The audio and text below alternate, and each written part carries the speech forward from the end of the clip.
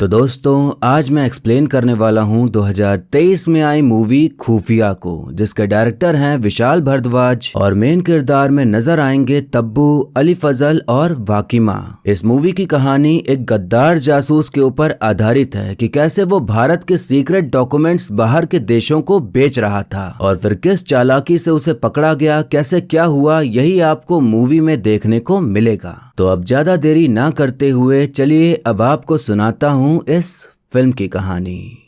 तो मूवी की शुरुआत में हम Bangladeshi defence minister brigadier Mirza को देखते हैं, जो कि हिना नाम की एक लड़की से मीठी रसीली बातें कर रहे थे। हिना उनके लिए उनका मन पसंदीदा परफ्यूम लाई थी क्योंकि उनका आज जन्मदिन था। उन दोनों में बातें चल ही रही होती हैं कि तभी मिर्जा के पास एक फोन आता है, जिसके बाद से वो हिना को अलग ही शक की निगाह से देखने लग जाता है। यहाँ हमें पता चलता है कि उस परफ्यूम में जहर है और हिना मिर्जा को मारने आई थी, लेकिन सच सामने आने के बाद मिर्जा ही उसे मार डालता है। ये खबर जब रॉ एजेंट कृष्णा मेहरा को पता चलती है तो वो अपने सीनियर चीफ से भिड़ जाती है कि आप लोगों की वजह से वो मारी गई। हिना एक रॉ एजेंट थी जिसका कोड नेम था ऑक्टोपस। उसे मिर्जा की जासूसी करने और फिर मारने भेजा गया था, पर कोई था रॉ के अंदर ही जिसने ये जानकारी लीक कर दी। अब कहानी यहाँ से 3 साल पीछे जाती है, ये बताने के लिए कि हिना और कृष्णा के बीच रिश्ता क्या था और वो कैसे मिले। हिना एनएसआई के अकाउंट डिपार्टमेंट में काम करती थी। रॉ मिर्जा पर नजर रख रहा था, तो हिना कृष्णा को उसकी जानकारी देते हुए बताती है कि मुझे मिर्जा से नफरत है, वो आईएसआई की कठपुतली है और मुझे पैसे की भी जरूरत है पिताजी का इलाज कराने के लिए, इसीलिए मुझे आपके साथ काम करना है। हिना ने जो जानकारी दी थी वो बिल्कुल सही निकलती है, तो उस पर भरोसा करके कृष्णा मेहरा यानी कि केएम उसे अपने साथ काम करने का मौका दे देती हैं। कहानी फिर से वर्तमान में आती है, जहां सीनियर एजेंट जीव बताते हैं कि हमें रवि मोहन नाम के आदमी पर शक है, जो कि रॉ में ही काम करता है। जो उसका काम है उसके हिसाब से जिस तरह से वो अय्याशी से रहता है, दोनों ही चीजें मेल नहीं खाती। हमने चोरी चुपके उसके ऑफिस में कैमरास फिट किए तो पता चला कि वो एजेंसी के टॉप सीक्रेट डॉक्यूमेंट्स फोटोकॉपी करके अपने साथ ले जाता है। हमें लगता है कि इस काम में उसकी पत्नी चारू भी शामिल है, इसलिए उस पर भी नजर है हमारी। एक बार रवि ने किसी को एक लिफाफा दिया था तो हमने उस आदमी का पीछा किया,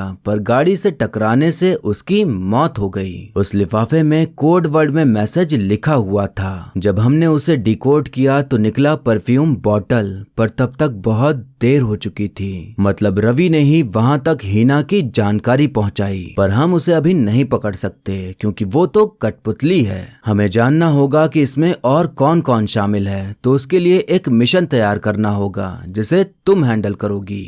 कृष्णा की ऐसी नौकरी थी कि उसका बेटा हमेशा उससे नाराज ही रहता था क्योंकि वो उसे टाइम ही नहीं दे पाती थी। पति से तलाक हो चुका था इसी चक्कर में, क्योंकि समय ही नहीं था उसके पास शादी को संभालने का। केएम एक टीम बनाती है और मिशन का नाम रखती है ब्रूटस। चारू जब अपने बच्चे को स्कूल से लेने जाती है और दादी भी जब कहीं बाहर थी, तो केएम की टीम रवि के घर में घुसकर हर जगह कैमरा और माइक्रोफोन लगा देती है ताकि सब देख सुन सकें। दादी यारा जी नाम के एक बाबा को बड़ा मानती थी, तो अक्सर उनके सत्संग में जाया करती थी। तो रॉ एजेंट उनका भी पीछा करते हैं, पर कुछ खास पता नहीं चलता। कहानी फिर से पीछे जाती है, जहां हम देखते हैं कि उन दोनों के बीच करीबियां आने लगी हैं। यहाँ हमें पता चलता है कि केएम सीधी नहीं है, बल्कि उसका झुकाव महिलाओं की ओर ज्यादा है। हिना ये बात जानती थी और हिना की भी पसंद वही थी जो उसके पास खुद था। तो उन दोनों के बीच वो सब कुछ होता है जो आप सभी सोच रहे हैं। तो ये वजह थी कि क्यों केएम को इतना दुख हुआ जब हिना मारी गई, क्योंकि वो उसका प्यार थी। रवि चारू को हमेशा महंगी महंगी चीजें लाकर दिया करता था, तो चारू हमेशा उससे पूछते रहती थी कि आखिर इतने पैसे आ कहां से रहे हैं, पर रवि उसे कभी कुछ नहीं बताता था। रवि अपने माँ के पास होता है कि तभी माँ कहती हैं कि फाइलें मिली,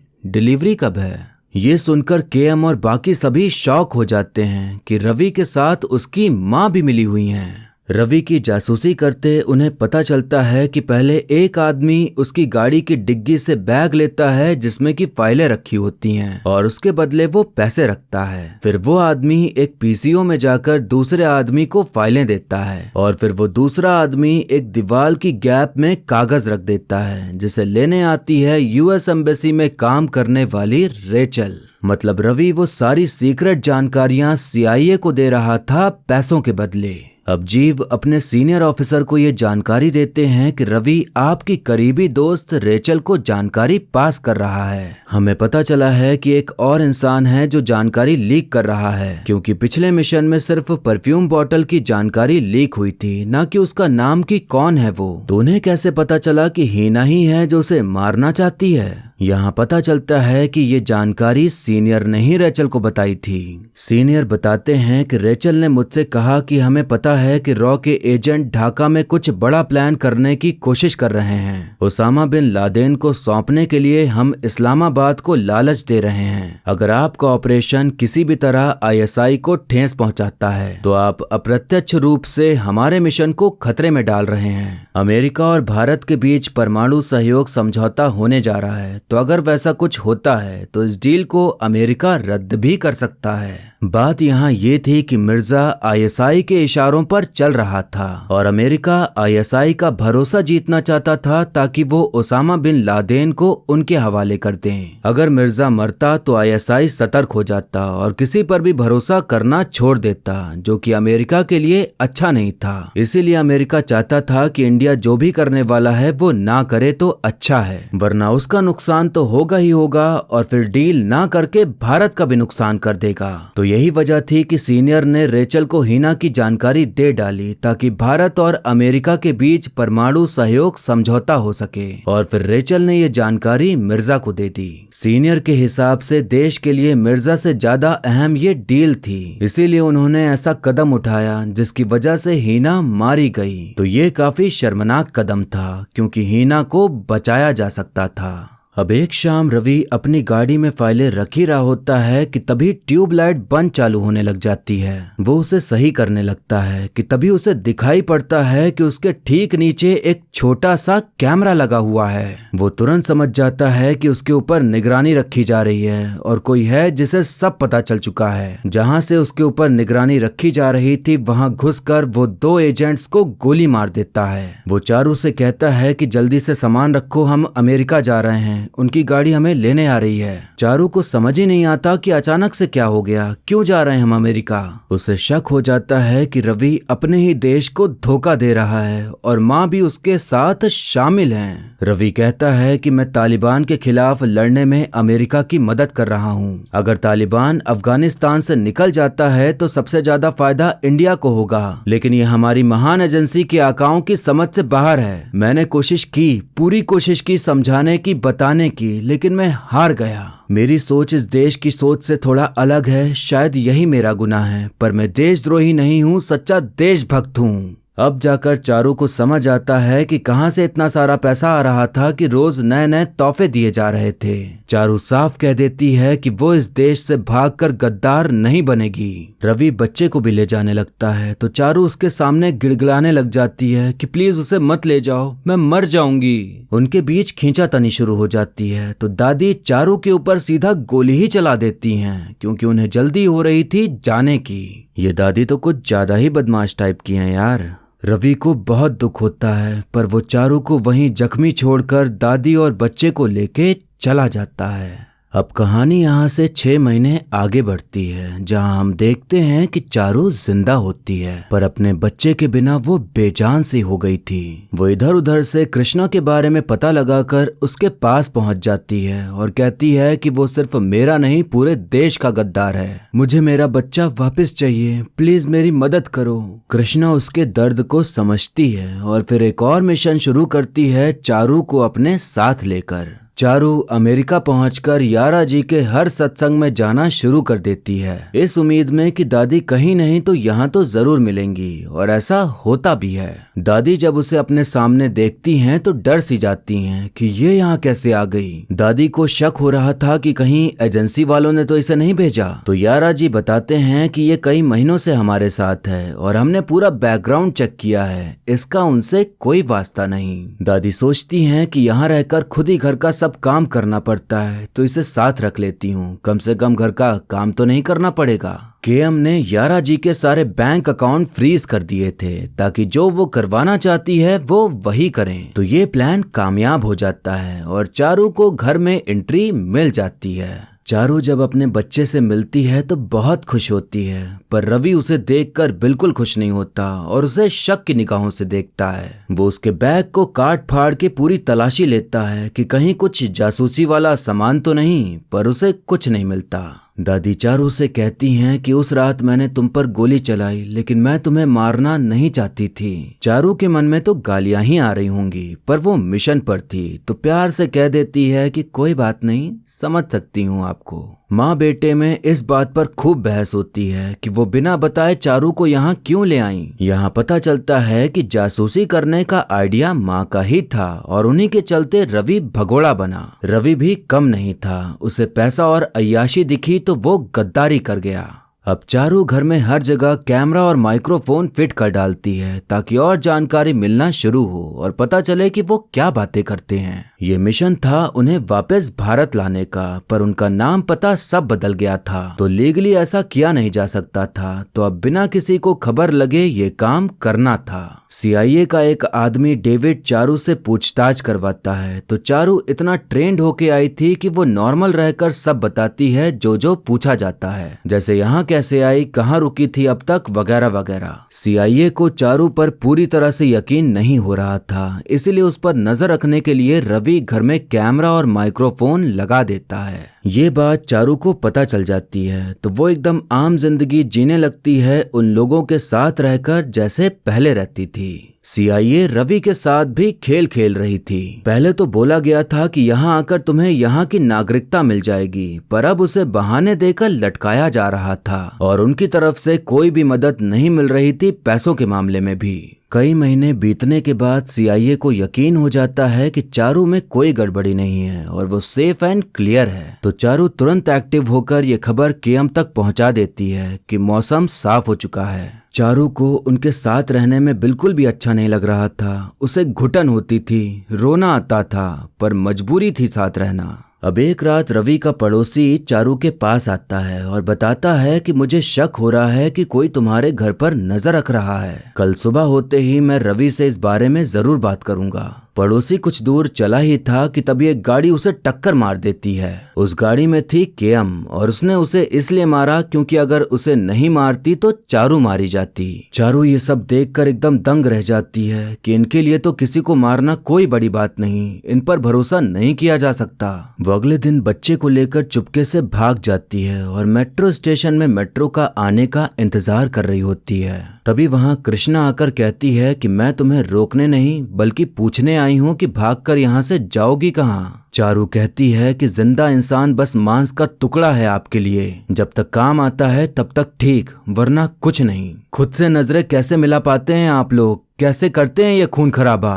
कृष्णा कहती है कि तुम्हारे पिताजी आर्मी में थे ना, उनसे ये सवाल कभी क्यों नहीं पूछा। जब तक ये दुनिया देश और धर्म में बटी है तब तक ये खून खराबा होता रहेगा और इसके जिम्मेदार हम सब होंगे, तुम भी, मैं भी।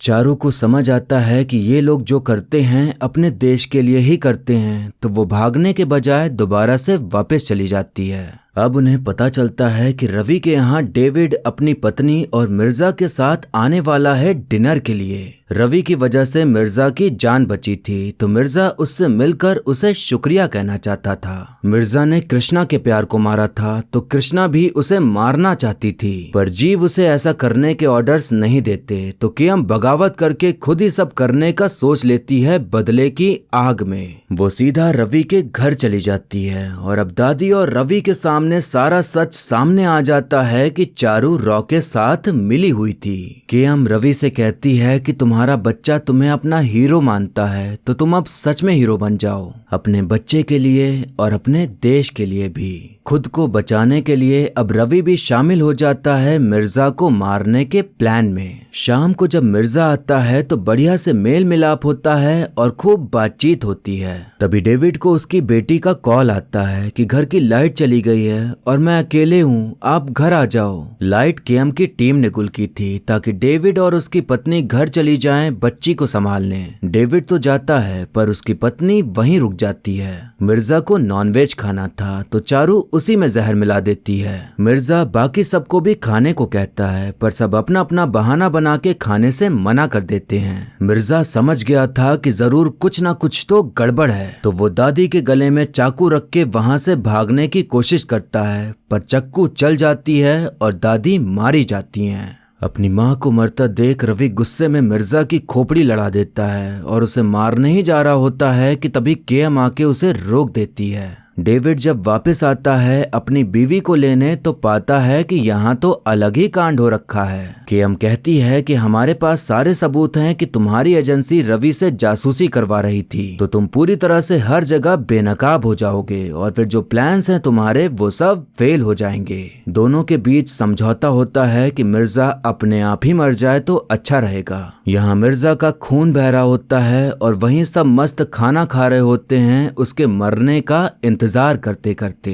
इसके बाद हम देखते हैं कि न्यूज चैनल्स पर खबर चल रही होती है कि ब्रिगेडियर मिर्जा यूएस घूमने गए थे, जहां एक होटल में नहाते हुए फिसल गए और गहरी चोट के कारण उनकी मौत हो गई। तो उन लोगों ने ऐसा माहौल बनाया कि लगे कि वो गलती से मर गया ताकि किसी पे नाम ना आए। मतलब सांप भी मर गया और लाठी भी नहीं टूटी। अब हम देखते हैं कि रवि को जहाज के कंटेनर में छुपाकर भारत ले आया जाता है। केएम ने एक बार चारू से अपनी जिंदगी के बारे में काफी कुछ बताया था, तो वो सुझाव देती है कि जो भी बातें हैं तुम अपने बेटे को बता दो और ऐसे अलग थलग मत रहो। सच का जख्म गहरा तो होता है पर ज्यादा देर तक हरा नहीं रहता।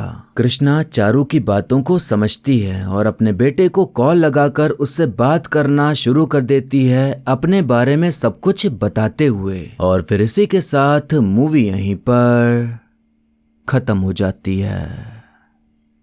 तो दोस्तों आपने देखी एक ऐसी मूवी जिसमें हमें देखने मिला कि इंटेलिजेंस एजेंसीज के बीच कैसे खेली जाती है पॉलिटिक्स और किस तरह से दिमाग लगाना पड़ता है अपने देश का भला सोचने के लिए, फिर चाहे उसके लिए कुछ भी करना पड़ जाए। पहले जो मूवीज बनती थी इस तरह की जिसमें एजेंट हो तो ऐसा बनती थी कि वो जाते हैं एक मिशन पर और अपनी जान खेलकर देश के लिए बहुत कुछ कर जाते हैं। अब जो ऐसी मूवीज बनती हैं वो शायद रियलिटी से थोड़ा जुड़ी होती हैं और रियलिटी अक्सर डार्क ही होती है जब काम इस तरह का हो। तो इसमें हमें फैमिली इश्यूज भी देखने मिलते हैं। ये भी देखने मिलता है कि कैसे वो कुछ लोगों के सामने बुरे दिखते हैं अच्छा काम करते हुए भी, किस तरह से उन्हें अपने आप को काबू करना होता है कि वो किसी के साथ दिल ना लगाएं, किसी के साथ रिश्ता ना बनाएं जब काम पर हों। इस फिल्म में जासूसी तो थी ही, लेकिन किस तरह से प्लान बनाए जाते हैं, किस तरह से पॉलिटिक्स खेली जाती है ये भी हमें देखने मिला। मूवी अच्छी थी लेकिन एंड उतना अच्छा नहीं लगा। मतलब कि काफी जोश के साथ ये फिल्म शुरू हुई लेकिन अंत आते आते ये काफी फीकी पड़ गई। उसे नॉनवेज खिलाकर मारना चाहते थे और बाकी कोई खा नहीं रहा था, तो जाहिर सी बात है कि शक तो होगा ही। अगर मारना ही था तो उसकी शराब में जहर मिला देते जो कि सिर्फ वही पीता और मर जाता,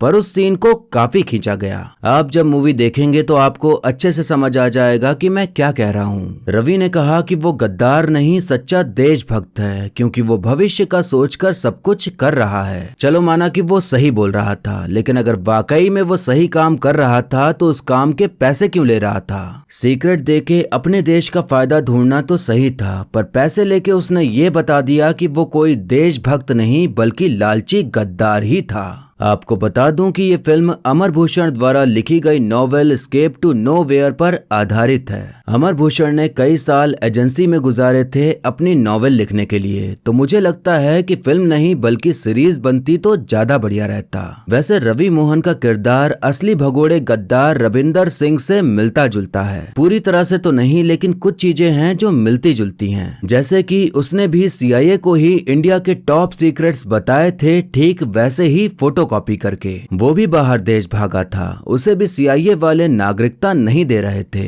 हालांकि 2016 में वो एक कार एक्सीडेंट में मारा गया, लेकिन फिल्म में रवि मोहन को इंडिया वापस ले आया गया। उसे जो वादे किए गए थे कि वो देश के लिए हीरो बन जाएगा और अपनी फैमिली के साथ रहेगा, क्या वो वादे पूरे किए जाएंगे या फिर उसे जेल में डाल के बंद कर दिया जाएगा, ये हमें नहीं पता। इसका अगर सेकंड पार्ट बनता है तो कुछ खुलासा हो सकता है, वरना उसका क्या हुआ कुछ नहीं कह सकते। यहाँ ये बात भी समझ नहीं आई कि कृष्णा का तलाक हुआ क्यों। उसे लड़कियां पसंद थी इस वजह से, या फिर अपने काम के चक्कर में अपनी फैमिली को समय नहीं दे पाती थी इस वजह से। तो मेन वजह क्या थी तलाक होने की, ये पूरी तरह से नहीं बताया गया। मुझे यहाँ पर 2 सीन काफी अच्छे लगे। चारू जब घर पे अकेले बचती है तो वो मस्त अपना एंजॉय करते हुए डांस करती है एकदम खुल के। हालांकि कुछ ज्यादा ही खुल गई थी, पर उसकी क्यूटनेस और एक्सप्रेशन काफी अच्छे थे कि आपको वो उसी वक्त पसंद आ जाएगी। फिर जब रवि अपनी माँ की मौत का बदला लेने के लिए गुस्से में मिर्जा को मारने जा रहा होता है, पर कृष्णा के समझाने पर वो रुक जाता है और खुद को उसके हवाले करके एकदम फूट फूट के रोता है, तो उस समय जो उसके इमोशंस बाहर निकले वो एकदम रियल लगे।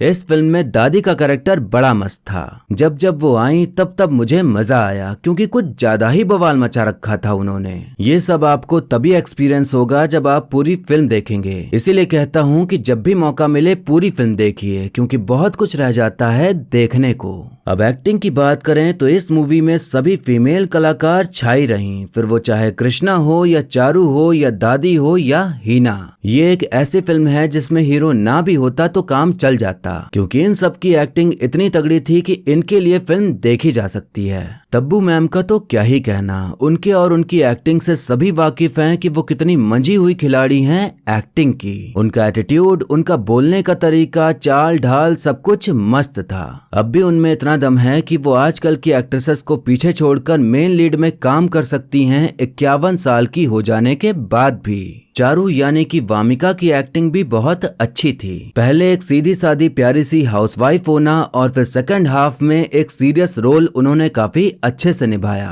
आप अगर इनकी एक्टिंग देखोगे तो पक्का आप इन्हें इंस्टा पे सर्च जरूर करोगे, मैं लिख के देता हूँ। और बाकी और जितने भी सह कलाकार मौजूद थे सबका काम अच्छा था। फिल्म बहुत ज्यादा अच्छी तो नहीं, पर ऐसी थी कि एक बार तो देखी जा सकती है। 2-4 अडल्ट सीन हैं तो आप अपने हिसाब से देख लीजिए कि किसके साथ कब कहां किस तरह से देखना है। वैसे इस कैमरा का आप मॉडल नंबर बता सकते हैं क्या? कोई अगर फोटोग्राफर वाला सब्सक्राइबर हो तो आज आपका इम्तिहान है, बताइए कि 90s में ऐसा कैमरा और ऐसा लेंस होता था या नहीं। मुझे ऐसा फील हो रहा है कि ऐसा कैमरा जो कि डिजिटल कैमरा के जैसा लग रहा है वो 90s में नहीं होता था। तो जो भी आप में से एक्सपर्ट है वो मुझे बताइए कि इस कैमरा का मॉडल नंबर क्या है या फिर इसे क्या कहते हैं और क्या ये 90s में था या नहीं। तो दोस्तों ये था एक्सप्लेनेशन खुफिया मूवी का। आपको मूवी और मेरा एक्सप्लेन करना कैसा लगा ये कमेंट करके जरूर बताइए। और ऐसे ही आने वाली वीडियोस देखते रहने के लिए हमारे चैनल को सब्सक्राइब कर लीजिए और बेल आइकन जरूर दबाइएगा, जिससे कि आपको नई वीडियोस की नोटिफिकेशन मिल जाएगी। कृपया करके लाइक, कमेंट, शेयर या सब्सक्राइब करके जरूर जाइएगा, क्योंकि जब नंबर्स बढ़ते हैं तो मुझे खुशी होती है और जोश आता है और भी वीडियोस बनाने का। ये कुछ इस तरह से काम करता है कि अगर आपकी सैलरी बढ़ी या फिर किसी ने तारीफ की तो आपको काम करना अच्छा लगने लगता है और जोश आता है काम करने का। तो जो नंबर्स बढ़ते हैं उससे मुझे जोश आता है काम करने का कि चलो लोग देख रहे हैं, चलो जल्दी जल्दी वीडियो डालते हैं। तो समझिए बात को और सब कुछ करके जाइए। बाकी मिलते हैं अब अगली वीडियो में, तब तक के लिए टाटा, बाय बाय और नमस्ते। बाय।